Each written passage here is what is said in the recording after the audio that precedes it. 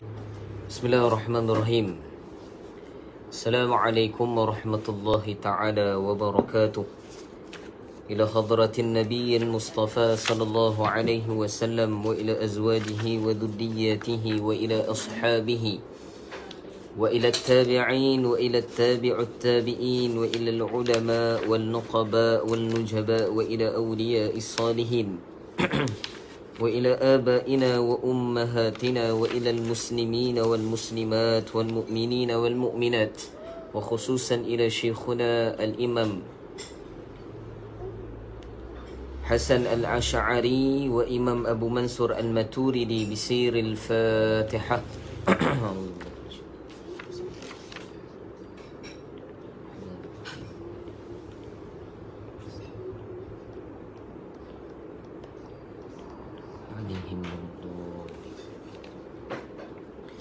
إن الحمد لله نحمده ونستعينه ونستهديه ونستغفره ونؤمن به ونتوكل عليه ونعوذ بالله من شرور أنفسنا ومن سيئات أعمالنا من يهده الله فلا مضل له ومن يضلله فلا هادي له أشهد أن لا إله إلا الله وحده لا شريك له وأشهد أن سيدنا ونبينا ومولانا وحبيبنا وطبيبنا وإمامنا محمدا عبده ورسوله لا نبي بعده.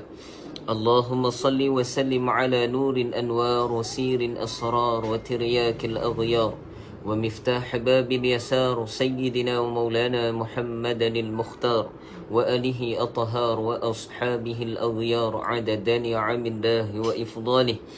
فقال سبحانك لا علم لنا إلا ما علمتنا إنك أنت العليم الحكيم.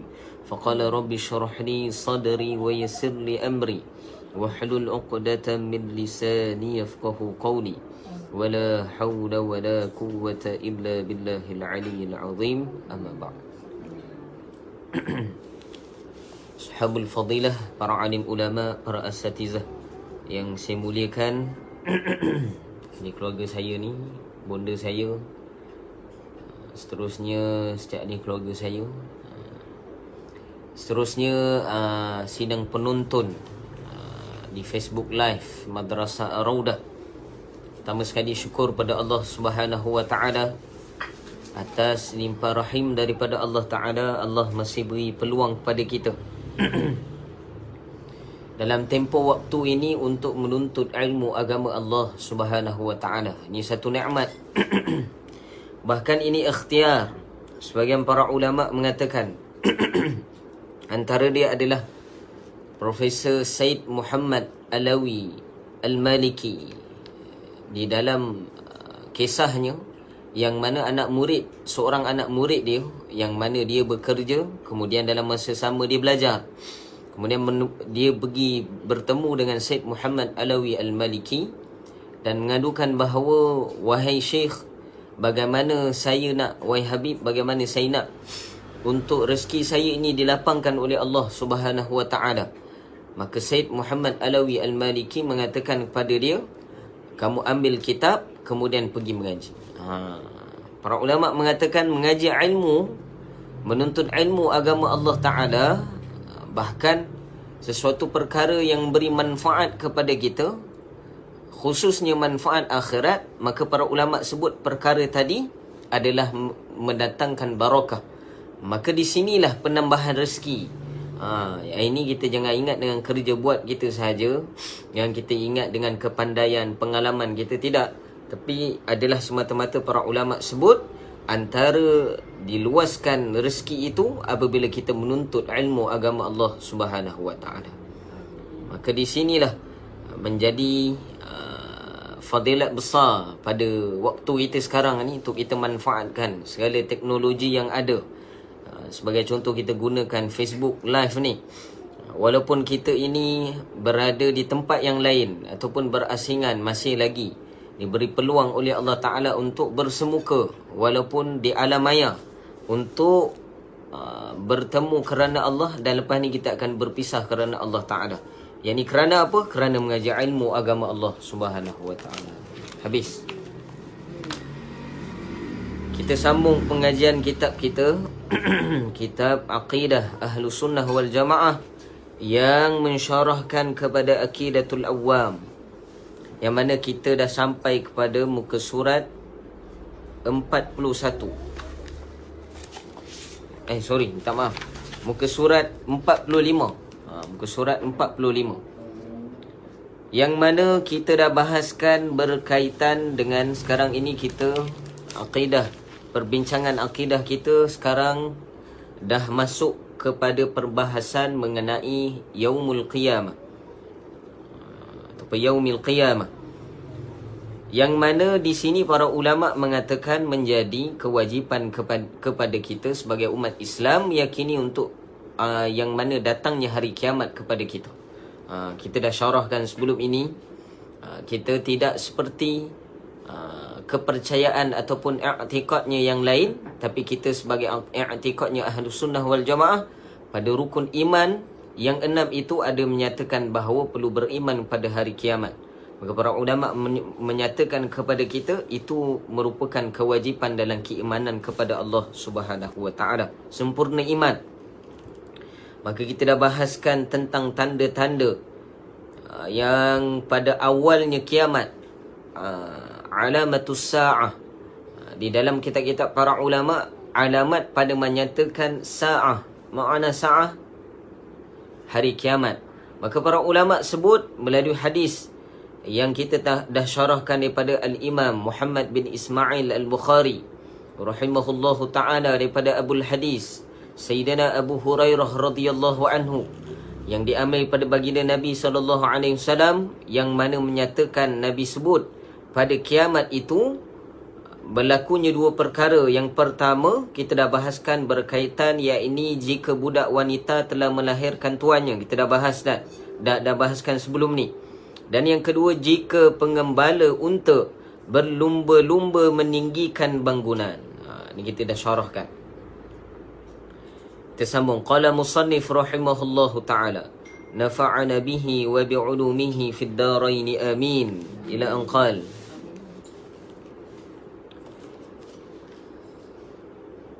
Kita baca yang bawah tu surat 45, paragraf kedua, second paragraph, perenggan yang kedua. Tanda-tanda yang lain misalnya pendeknya waktu. Ni tanda lain pada tanda kiamat yang dinyatakan di dalam kitab ini.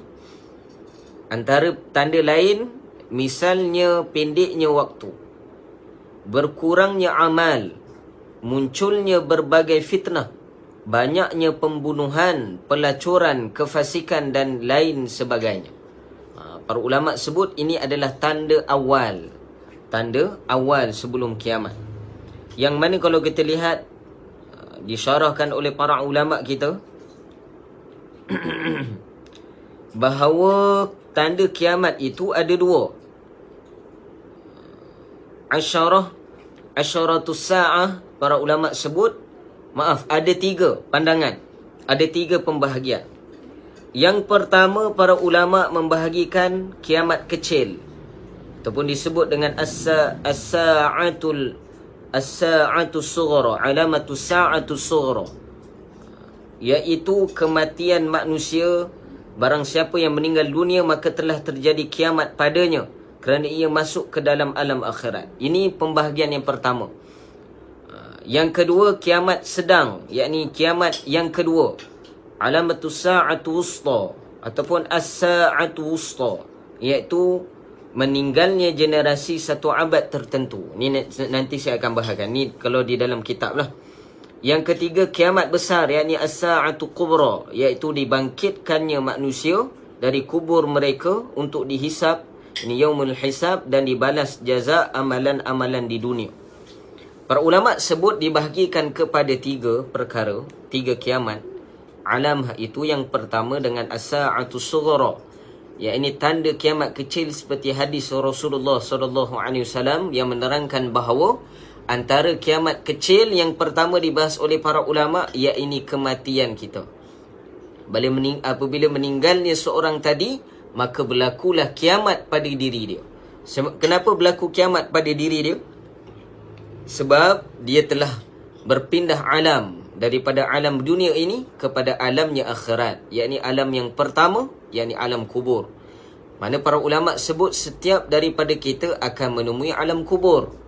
Setiap pada kita menemui alam kubur. Maka para ulama sebut bagi mereka yang menemui alam kubur dengan kematiannya, maka itu adalah alamatu sa'atus sughra, yakni alamatnya kiamat kecil bagi seorang tadi. Bahkan para ulama sebut tidur juga alamat kiamat kecil ataupun kematian kecil bagi kita.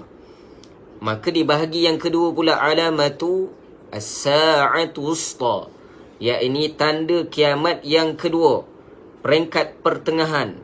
Yakni di sinilah peringkat pertengahan ini para ulama sebut dibahagikan kepada dua bahagian. Yang pertama, tanda-tanda kiamat kecil pada awal pertengahan. Yang kedua adalah kiamat, tanda-tanda kiamat besar pada pertengahan, tanda-tanda kiamat. Para ulama sebut. Dan yang ketiga barulah kiamat besar. Ini as-sa'atu kubra, ya ini berlakunya kiamat. Ni kita dah bahas. Nanti kita bahagikan. Jadi perbahasan di dalam kitab ini berada kepada, yakni berada di dalam lingkungannya kiamat yang pertengahan, yakni as-sa'atu wusta, yang dibahagi kepada awal dan juga kepada thani. Yang sebagaimana kita sebut sebelum ni kan, tanda kiamat ada dua, yakni berada pada tanda kiamat yang pertengahan, kemudian dibahagi kepada dua pula. Satu tanda-tanda awal, yang kedua tanda-tanda akhir. Tanda awal ni disebut dengan kiamat-kiamat kecil. Habis. Punya payah nak terang tu. Dan antara perkara yang disebut oleh para ulama, bahawa tanda-tanda pertengahan, tanda-tanda kiamat pada pertengahannya yang dibahagi kepada dua bahagian. Yang pertama, pada awal sebahagian ulama mengatakan, mengambil pada Al-Quran dan hadis, bahawa tanda kiamat yang di dalam pertengahan ini yang awal, yakni yang kecil, mempunyai hampir 30 tanda. Sebahagian para ulama mengatakan 40 tanda. Banyak tanda-tanda dia. Antara dia, saya sekilas lalu sahaja. Kita akan syarah sedikit demi sedikit. Kita tengok. Yang pertama disebut bahawa tanda yang pertama diutusnya Nabi SAW. Ini juga tanda kiamat, tanda kiamat kecil, yang mana daripada hadis yang diriwayatkan oleh Sayyidina Anas radhiyallahu anhu, dia berkata bahawa Rasulullah SAW bersabda, yang mafhumnya masa diutusnya aku dan hari terjadinya kiamat seperti dua jari ini. Anas radhiyallahu anhu berkata, dan beliau, yakni baginda SAW, merapatkan jari telunjuk dengan jari tengahnya. Maka para ulama sebut Nabi diutuskan itu sebenarnya adalah tanda kiamat itu sendiri. Nabi yang terakhir. Dan yang kedua adalah wafatnya Rasulullah SAW. Wafatnya Rasulullah SAW. Juga daripada hadis Nabi, daripada Sayyidina Auf bin Malik radhiyallahu anhu, beliau meriwayatkan bahawa baginda Nabi SAW bersabda, juzuk minal hadis, bahagian pada hadis, Nabi kata, hitunglah 6 tanda menjelang kedatangannya kiamat. Dan beliau SAW menyebutnya di antara kematianku. Dan 6 tanda tadi para ulama sebut adalah berada pada ketika wafatnya. 6 hari tadi menandakan kepada datangnya kematian, kewafatan Rasulullah SAW. Maka para ulama sebut melalui hadis ini, tanda wafatnya Rasulullah juga adalah tandanya kiamat kecil. Kemudian yang ketiga, penaklukan Baitul Maqdis. Juga para ulama bahaskan banyak berkaitan dengan Sayyidina Umar radhiyallahu anhu. Antara tandanya kiamat, Baitul Maqdis di dalam pemerintahan umat Islam, yang mana sebagian ulama mengatakan telah berlalu perkara tadi, yakni di zaman Sayyidina Umar. Sebahagian mengatakan selepas itu, dan sebahagian mengatakan di akhir zaman nanti. Namun di sini para ulama sebut lebih dekat adalah telah berlakunya perkara tadi. Dan yang keempat, terjadinya wabak ta'un anwas. Ni wabak-wabak penyakit yang menular. Ni dah berlaku daripada zaman dulu lagi. Bahkan banyaknya wabak-wabak ini berlaku juga menjadi tanda-tanda kecil hari kiamat. Dan yang kelima, berlimpahan harta dan tidak memungut sedekah. Berlimpahan harta ini para ulama sebut kita di akhir zaman berlumba-lumba untuk mencari harta, untuk melebarkan kemewahan kita, kesenangan hidup di dunia kita yang kita akan tinggalkan ini.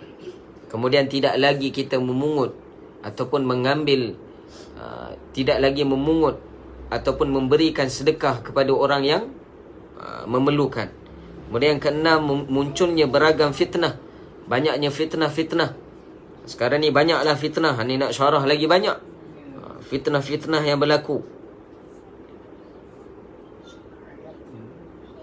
yang mana didatangkan riwayat daripada Sayyidina Abu Musa al-Ash'ari radhiyallahu anhu. Ni dah sebut dah keturunannya Sayyidina Abul Hasan al-Ash'ari, ulama yang bertanggungjawab membahaskan sifat 20. Adalah berketurunan Sayyidina Abul Hasan al-Ash'ari, adalah berketurunannya sahabat Nabi, yakni Sayyidina Abu Musa al-Ash'ari radhiyallahu anhu. Maka beliau mengatakan bahawa Rasulullah sallallahu alaihi wasallam bersabda, yang mafhumnya, sesungguhnya menjelang datangnya hari kiamat, yakni bila terjadinya kiamat, banyak fitnah bagaikan bahagian malam yang gelap gelita. Seorang yang di pagi hari dalam keadaan beriman dan di petang harinya menjadi kafir. Nabi sebut yang pertama tanda kiamat ini, apa dimaksudkan dengan munculnya beragam fitnah? Yang pertama antaranya adalah fitnah terhadap orang beriman. Ni tanda fitnah terhadap orang beriman. Nabi mengingatkan orang beriman. Sebab tu di dalam Al-Quran juga Allah mengingatkan banyak kali kepada orang beriman. Ya ayyuhalladzina amanu taqullaha haqqa tuqatih. Selalu kita baca dalam khutbah tadi Jumaat kan. Ya ayyuhalladzina amanu lima taquluna ma la taf'alun. Ya ayyuhalladzina amanu aminu. Wahai yang beriman, berimanlah kamu. Semuanya beriman. Dan berlakulah tanda yang pertama, para ulama sebut melalui hadis yang diriwayatkan oleh Sayyidina Abu Musa al-Ash'ari, Rasulullah sallallahu alaihi wasallam bersabda, orang beriman pada waktu ini, pada paginya beriman kepada Allah, akan tapi pada petang harinya kafir. Maksud kafir di sini dengan kufurnya di dalam hati. Ada pandangan ulama mengatakan berlakunya kafir secara jali, secara terang-terangan. Kan tapi yang banyaknya adalah berlakunya syirik kafir khafi, syirik khafi di dalam hati kita. Maka sabda Nabi lagi, orang yang duduk di saat itu lebih baik daripada orang yang berdiri. Orang yang berdiri di saat itu lebih baik daripada orang yang berjalan. Dan orang yang berjalan di saat itu lebih baik daripada orang yang berlari.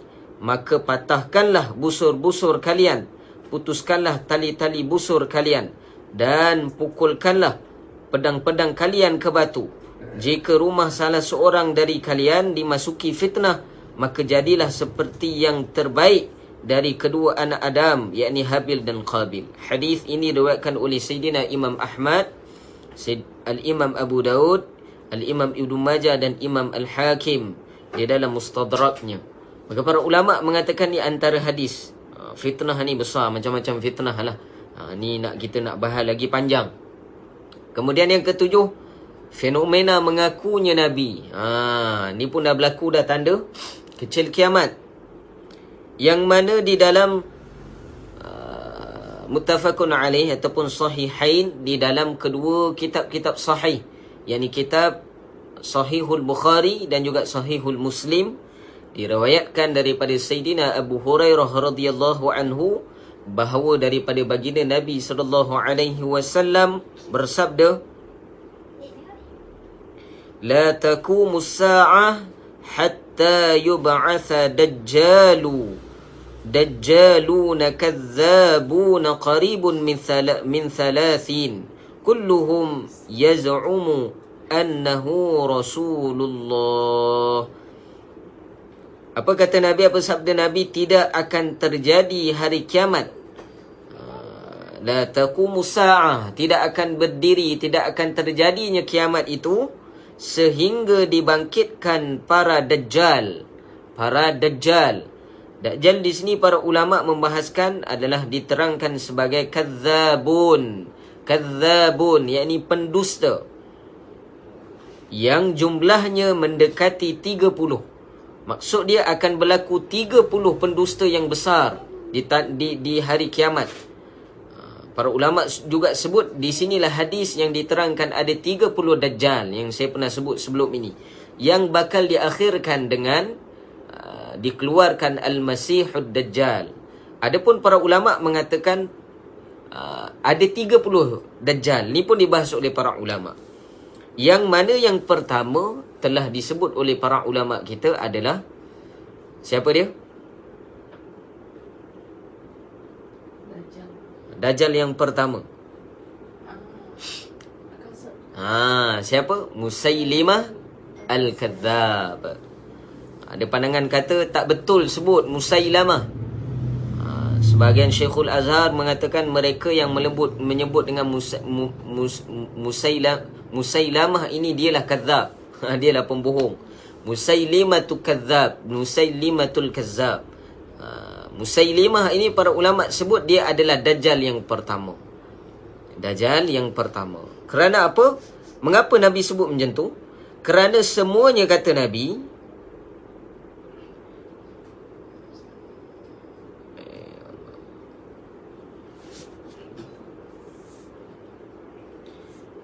Allah. Kerana semuanya kata Nabi adalah orang-orang yang mengaku dirinya sebagai Rasulullah, sebagai utusannya Allah Subhanahu wa taala. Yang Nabi sebut apa kat sini? Semuanya mengaku bahawa mereka adalah utusan Allah Taala, yakni Rasulullah. Kulluhum yaz'umu annahu Rasulullah. Sungguhnya dialah Rasulullah. Bahkan para ulama sebut 30 ni yang besar, menjadi fitnah besar. Yang tak jadi fitnah besar lagi banyak. Tanah Melayu ni lagi banyak kan. Macam Nabi ada. Di Indonesia, di mana-mana lah ada.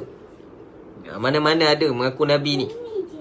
Dan pertama sekali para ulama sebut Nabi sini gelarkan bagi mereka yang mengaku diri mereka Nabi itu adalah kadzabun. Di dalam hadis ini disebut dengan kadzabun. Nabi sebut Dajjal, kemudian Nabi sebut kadzabun, penipu. Sebab tu dinamakan bagi Musailimah tadi dengan gelaran kurniah bagi dia adalah Al-Kadzab. Apa makna kadzab? Pembohong, penipu. Penipu. Maka para ulama sebut Musailimah Al-Kadzab ini adalah pemulanya bagi Dajjal, dan bakal diakhirkan Dajjal yang besar, yakni Al-Masihud Dajjal. Ini disebutkan oleh para ulama.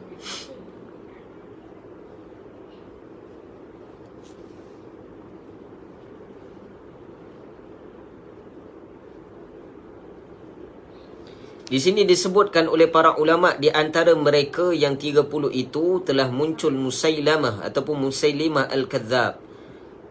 Ia mengaku sebagai Nabi di akhir masa Nabi SAW. Ada pula Al-Aswad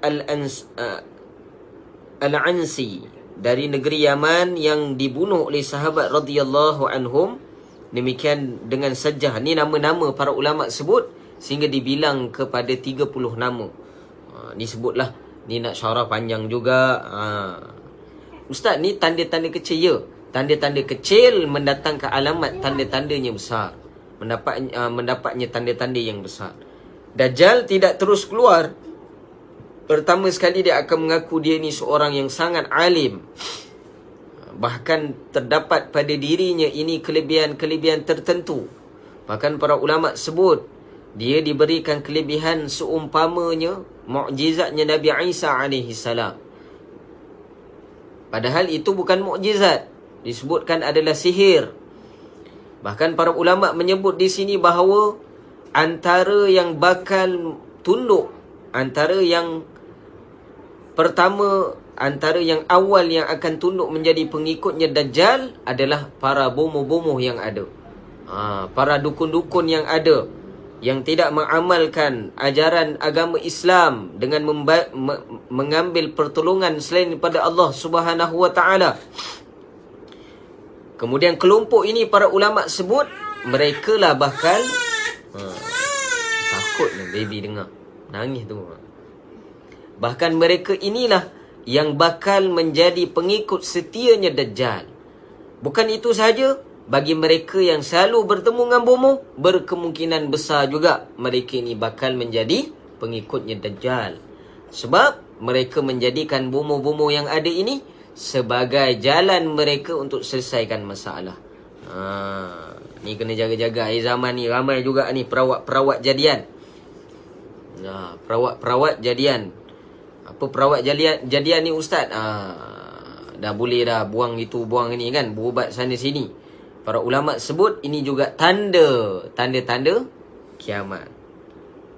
Kemudian yang ke-9, fenomena api Hijaz. Ini pun dibahas oleh para ulama. Saya tak nak bahas panjang di sini. Yang ke-10, peperangan dengan bangsa Turki. Yang ke-11, peperangan dengan bangsa Ajam, yakni selain pada Arab. Yang ke-12, hilangnya amanah. Dan yang ke-13, diangkatnya ilmu dan fenomena kebodohan. Berlakunya fenomena kebodohan. Diangkatnya ilmu ini tidak ada lagi mereka yang ilmunya diterima oleh Allah Subhanahu wa taala. Maksud diterima oleh Allah ini ilmu yang mendatangkan manfaat bagi diri dia, bahkan orang lain. Itulah ilmu. Ilmu ini para ulama sebut adalah yang memberi manfaat untuk kehidupan akhirat dia. Inilah ilmu. Selain daripada ini disebut dengan funun ataupun anfun, kemahiran. Bukan handphone.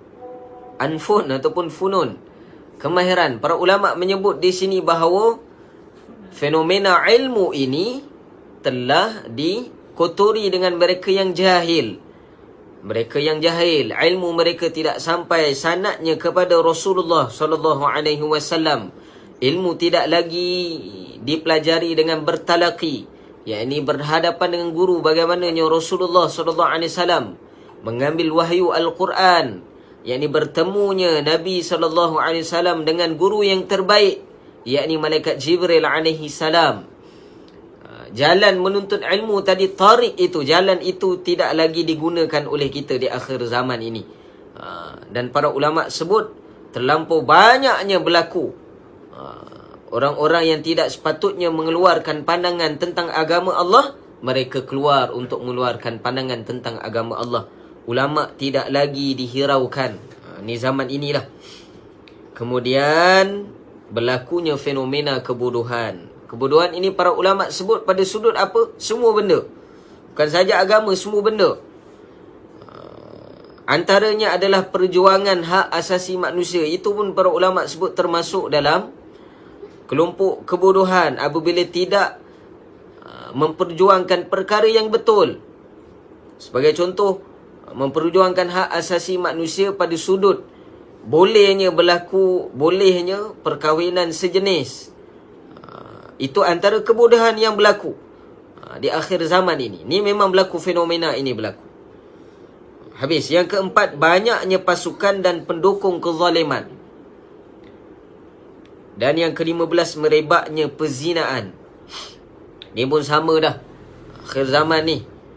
Yang mana anak ibu bapa ni lebih anak-anak kepada ibu bapa ni. Kita sebagai ibu bapa takut pada anak-anak ni. Kita tak risau dia ni melakukan perzinaan. Kita tak risau mereka ini melakukan maksiat. Bahkan kita redha pula lepaskan mereka ni tanpa ada segan silu. Kita berikan peluang kepada mereka untuk melakukan perkara yang boleh mendatangkan kepada kemurkaan Allah, yakni penzinaan, dengan alasan bahawa mereka patut kumpul duit dulu. Ni zaman PKP ni, mana yang mampu kahwin, nikah, turun nikah. InsyaAllah semoga barakah dan mendapat pengampunan daripada Allah, kemudian berlimpah rezeki. Jangan takut, kahwin ni rezeki, insyaAllah. Ustaz mana tu, yelah baru kahwin ni adalah nampak sikit rezeki tu. Walaupun tak nampak-nampak sangat lah, InsyaAllah lah Allah Ta'ala akan buka jalan tu. Para ulama sebut di akhir zaman ni kita takut perkara itu. Sepatutnya yang didasarkan oleh kita adalah apa yang Allah Ta'ala murka, bukan apa yang manusia murka. Ini kita takut orang bercakap tentang majlis perkahwinan anak kita. Kita takut sangat, menyebabkan kita menghalalkan perkara yang haram dilakukan oleh anak-anak kita. Maka para ulama sebut di sini juga tanda. Jadi beringatlah kita sama-sama insya-Allah. Dan yang ke-16, riba, bermaharajalela. Dan yang ke-17 fenomena al-ma'adhif, yakni alat-alat muzik. Dan kebanyakan pada mereka menganggapnya halal. Ini menurut pandangan syarak yang perlu dibahaskan. Tapi kebiasaannya di tanda akhir zaman kita dilalaikan dengan muzik yang ada. Muzik yang ada. Kita lihat di mana di sekeliling kita, buka saja mata, tengok handphone, tengok TV, tengok apa yang ada, semuanya berkaitan dengan muzik. Dengan lebih pendekatannya adalah lebih bersudut entertainment, hiburan. Maka para ulama sebut ini juga tanda kepada awalnya kiamat. Dan yang ke-18, maraknya minuman keras. Maraknya maksudnya tersebarnya, bermudahnya bagi akhir zaman ini dengan minuman keras. Boleh didapati di mana-mana sahaja. Bahkan ada juga yang menganggapnya halal. Maksudnya apa? Benda tadi dikategorikan sebagai arak, tetapi kerana kebijakannya dalam sistem dan sebagainya, ubah keadaan. Ni bukan arak ni macam arak tapi bukan arak. Tapi sifatnya sama macam arak. Maka para ulama sebut di sini berlakunya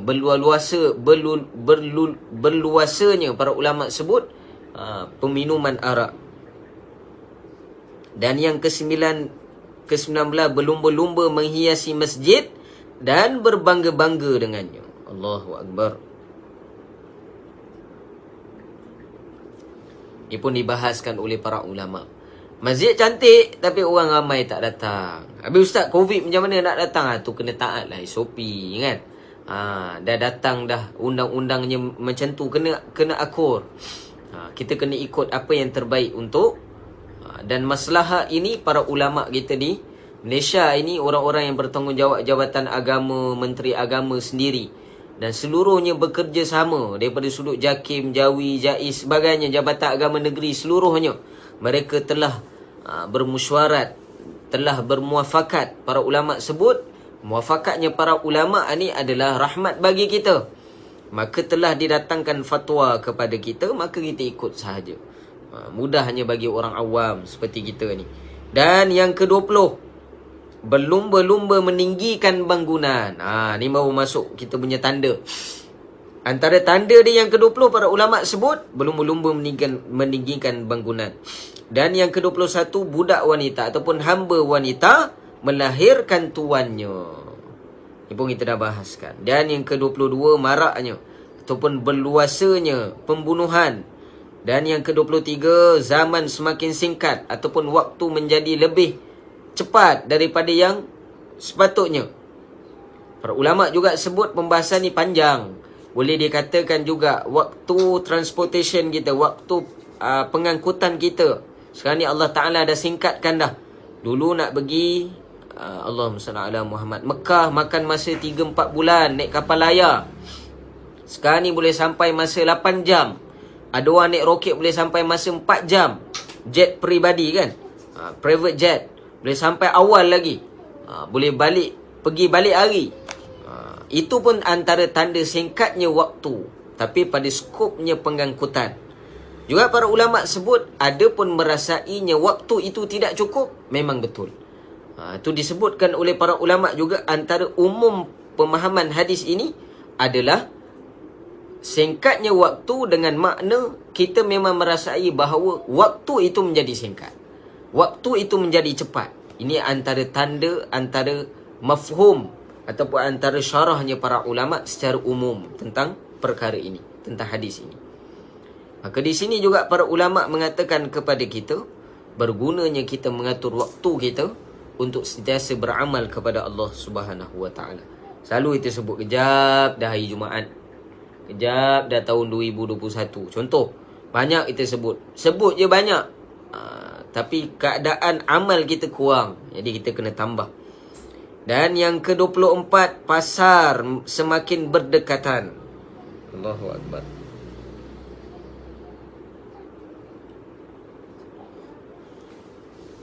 La taqumu sa'ah hatta tadhhara al-fitanu wa yakthura al-kadhibu wa yataqaraba al-aswaq.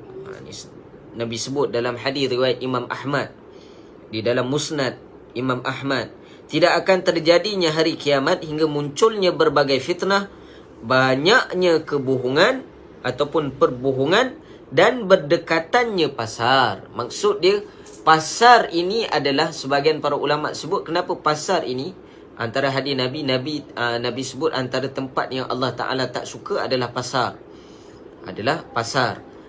Kerana apa pasar? Para ulama sebut berlakunya, yang pertama, membesarkan di dalam pasar ini banyak berlakunya pembesaran selain daripada Allah Ta'ala. Maksud dia, kita tidak membesarkan Allah Ta'ala, tapi kita membesarkan selain pada Allah Ta'ala di dalam pasar. Sebagai contoh, kita cerita tentang barang-barang, kelebihan barang ni, kelebihan benda ni, kelebihan benda ni, menjadikan kita meyakini pada barang tadi, kita tidak meyakini Allah Subhanahu wa Ta'ala. Ini pun pembohongan besar yang tanpa kita sedar sebenarnya. Hakikatnya semua daripada Allah Ta'ala.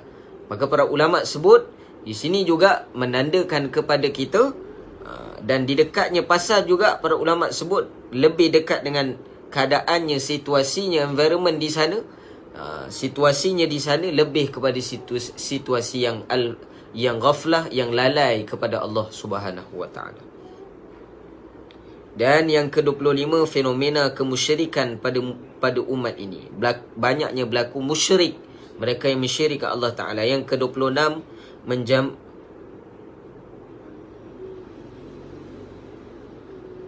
Yang ke-26, berlakunya perbuatan dan ucapan keji, maki hamun orang dan perbuatan yang tak baik, pemutusan silaturahim dan buruknya hubungan sesama jiran. Dan yang ke-27, orang tua bergaya anak muda. Ni juga tanda, kita bahas sikit ni. Bergayanya, orang tua bergaya anak muda. Diriwayatkan daripada Sayyidina Abdullah ibn Abbas radhiyallahu anhuma, yang mana siapa Sayyidina Abdullah ibn Abbas kita dah sebut, yakni sepupu baginda Nabi SAW, dikelarkan oleh para ulama tafsir sebagai Abul Mufassirin, bapa kepada mufassir, orang paling pakar dalam tafsir Al-Quran, yang meriwayatkan bahawa Rasulullah SAW bersabda, yakunu qaumun yakhdibuna fi akhiriz zaman bisawad kahawasilil hamam la yarihuna raihatal jannah. Akan ada di akhir zaman satu kaum yang menyemir rambut mereka. Menyemir ni apa? Menyikatlah rambut mereka, mendandan rambut mereka, mempercantikkan rambut mereka dengan warna hitam. Dengan warna hitam, bagaikan dada burung merpati. Nabi sebut, punya cantik tu. Mereka tidak akan pernah mencium harumnya syurga. Para ulama menyebut di dalam hadis ini berapa hukum pada menyatakan tentang menghitamkan rambut. Kalau menurut pada pandangan mazhab, imam-imam mazhab, hukumnya haram mewarnakan rambut kita. Lebih-lebih lagi warna hitam. Sebagian para ulama, sunnah bagi kita adalah mewarnakan dengan warna inai, ini warna merah ataupun oranye. Itu disunnahkan kepada kita bila telah Allahumma salli ala Muhammad, beruban janggut kita ini, kita boleh inaikan dia. Maka para ulama berbeza pandangan tentang perkara ini, dan disebutkan di sini kenapa berlakunya perkara tadi. Inai dah rambut putih ni nak jadi hitam, sebab apa? Sebab nak rasa muda. Terus dirumuskan oleh para ulama. Ini juga tanda akhir zaman. Tanda akhir zaman. Tanda alamatus sa'atu wusta fi saghir. yakni tandanya pada awal ataupun pada tanda yang kecil. Maka disebutkan pada tanda yang ke-27 tadi. Dan yang ke-28 tersebarnya kebakhilan. Orang takut dah dengan sedekah. Orang kedekut dengan duit dia. Termasuklah diri kita ni, para ulama sebut, nak tanda orang tadi ni hati dia pemurah atau tidak, tengok dia dengan ahli keluarga dia macam mana. Ni para ulama sebut, tengok dia dengan ahli keluarga dia macam mana. Dengan orang jadi, dengan orang lain wah jadi apa, tukang tekong kan. Tak apa pakcik, saya bayar semua kan. Ini pergi makan dengan anak-anak nak tambah nasi, kan tak habis. Tak habis. Dia makan lagi pun belum. Macam mana tahu hari tu dia habis nak makan nasi ke tak? Sebelum ni mungkinlah dia tak habis. Kok hari tu dia minta habis ke? Bagi je lah anak kita. Takut. Berlakunya kebakhilan sendiri di antara ahli keluarga. Para ulama sebut ini juga tanda akhir zaman. Dan bila berlakunya bakhil ini, para ulama sebut macam mana boleh berlakunya pintu bakhil ini. Dia datangnya daripada hubbud dunia, mencintai dunia. Mencintai dunia ini para ulama sebut antara tanda dia apa? Dia takut kepada kemiskinan. Dia takut kepada kemiskinan. Miskin tak apa, tapi dia takut kepada miskin.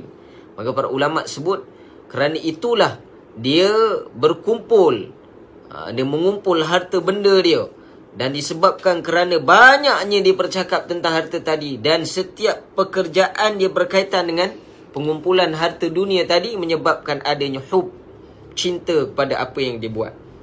Para ulama sebut kita akan mencintai terhadap perkara yang selalu kita lakukan. Perkara tadi, Sayyidina Al-Imam Ibrahim Adham mengatakan kepada kita, disebut di dalam kitab Ihya Ulumuddin, juga di dalam Mukashafatul Qulub lil Imamuna Al-Ghazali rahimahullahu ta'ala, yang mengatakan bahawa Ibrahim Adham sebut kepada kita, tanda seorang tadi ada sesuatu, tanda seorang tadi yang ada di dalam hati, tanda sesuatu yang ada di dalam hati seseorang tadi adalah bergantung kepada apa yang selalu dilafazkan olehnya. Saya pernah sebut sebelum ni. Maka kita yang selalu kita lafazkan, itulah tanda dalam hati kita. Maka apa yang kita usahakan selama ini juga, dia akan membuahkan hub, kecintaan kita terhadap perkara tadi.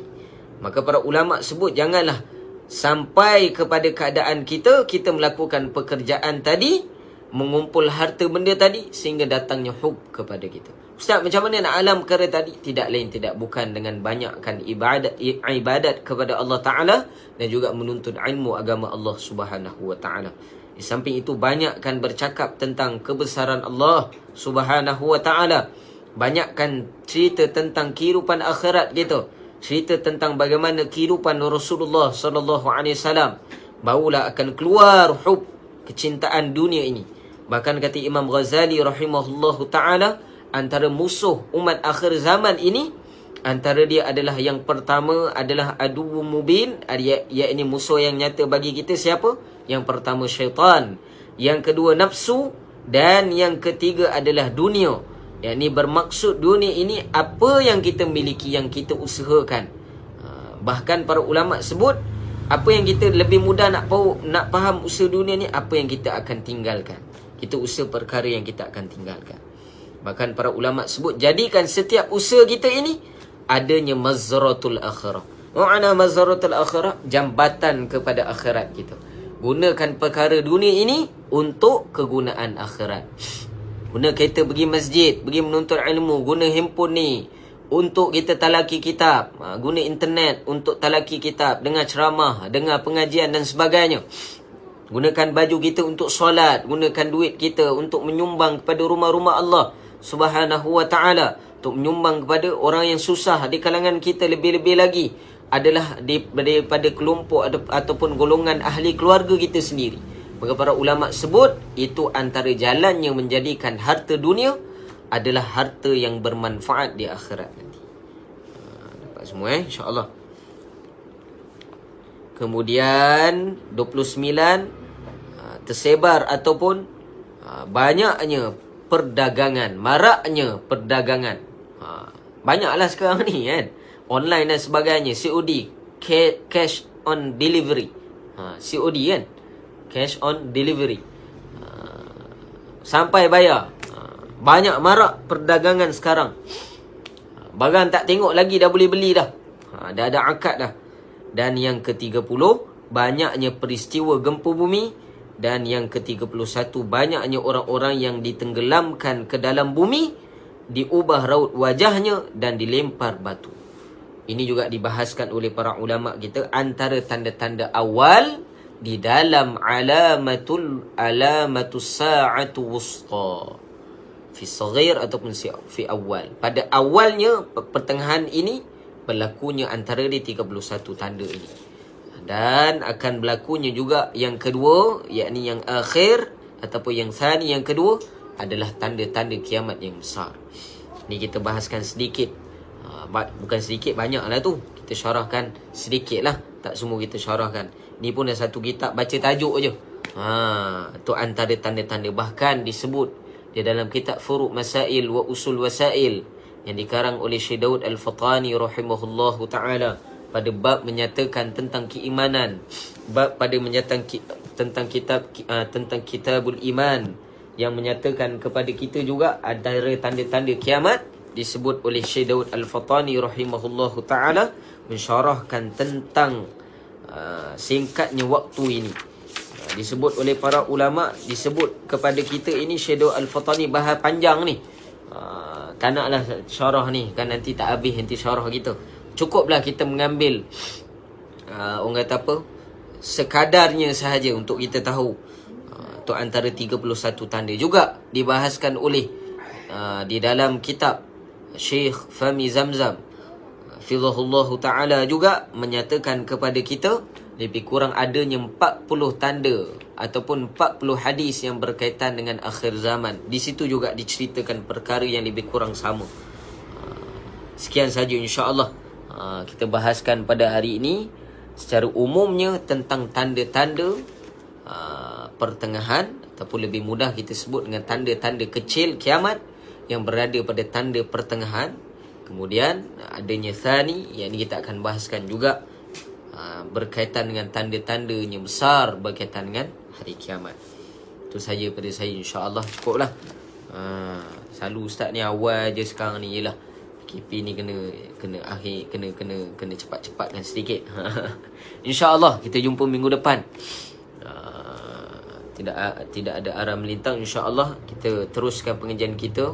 Walaupun musim PKP ni, kita teruskan tekad kita untuk menuntut ilmu agama Allah Subhanahu Wa Taala, dan ke arah kita khatamkan kitab ini insya-Allah. Sebab ini kalau ada rezeki kita sambung dengan kitab berkaitan dengan Rasulullah sallallahu alaihi wasallam. Ini kitab yang disyarahkan oleh Syekh Zakaria Kandahlawi, yang diberi nama dengan Al-Khasail Nabawiyah, pada mensyarahkan kitab Syama'il Muhammadiyah yang dikarang oleh Sayyidina Al-Imam Abu Isa Muhammad bin Isa bin Thawrah At-Tirmidhi, ini Imam Tirmidhi rahimahullahu ta'ala, yang membahaskan tentang Rasulullah sallallahu alaihi wasallam. Tu kalau lepas habis kitab ni lah. Tu pun tak tahu bila nak habis ni. Ni tinggal sikit je insya-Allah. Wallahu ta'ala a'lam. Yang baik semua daripada Allah Ta'ala, yang buruk pada nafsu amarah dan kelemahan saya, semoga Allah ampunkan diri saya dan kita semua. Dan semoga Allah Ta'ala menerima amalan kebaikan kita, dan Allah Ta'ala tetapkan kita dalam jalan agama Allah, dan juga jalan menuntut ilmu agama Allah Subhanahu Wa Ta'ala. Dan semoga kita tetap istiqamah, bahkan kita mengajak orang lain juga untuk mendapatkan ilmu agama Allah Subhanahu Wa Ta'ala. Wallahu Ta'ala a'lam. Waalaikumsalam. Firdaus, ni kawan saya ni, lama tak jumpa dia. Firdaus, mana duduk mana sekarang ni? Wallahu ta'ala alam. Kenapa? Habis dah. Itulah Zarah pun dah panggil dah tu. InsyaAllah. Wallahu ta'ala alam. Yang baik semua Allah, daripada Allah yang buruk pada diri saya. Sama-sama kita dapat ambil aktibar amal dan sampaikan pada Allah insyaAllah. Bismillahirrahmanirrahim. Alhamdulillah Rabbil Alamin. والصلاة والسلام على أشرف الأنبياء والمرسلين سيدنا ومولانا محمد وعلى آله وصحبه أجمعين. اللهم اغفر لنا ذنوبنا ولوالدينا وارحمهم كما ربونا صغارا وجميع المسلمين والمسلمات والمؤمنين والمؤمنات الأحياء منهم والأموات برحمتك يا أرحم الراحمين. اللهم ربنا هب لنا من أزواجنا وذرياتنا قرة أعين واجعلنا للمتقين إماما واجعلنا مقيم الصلاة من ذريتنا. ربنا تقبل دعاء. ربنا آتنا في الدنيا حسنة وفي الآخرة حسنة وقنا عذاب النار. صلى الله على سيدنا محمد وعلى آله وصحبه وسلم والحمد لله رب العالمين وبالله التوفيق والهداية والسلام عليكم ورحمة الله تعالى وبركاته.